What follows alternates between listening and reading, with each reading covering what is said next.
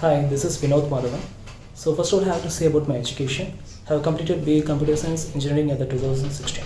So past few months, I was looking for some good institution to learn about the ReactJS and more about the things of JavaScript.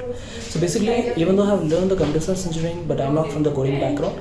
But when I started this education in this institution especially, so I started to learn each and every stuff. So especially that the part whatever I just felt like completely ReactJS or the JavaScript, it made me feel like it's completely the hardest thing at the initial stage.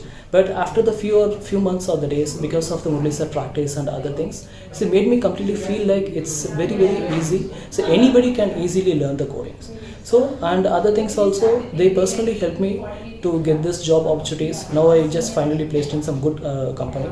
So that is also I'm happy for that. So for my friends or family or anyone, so I personally recommend this AchieversIT institution. That's all.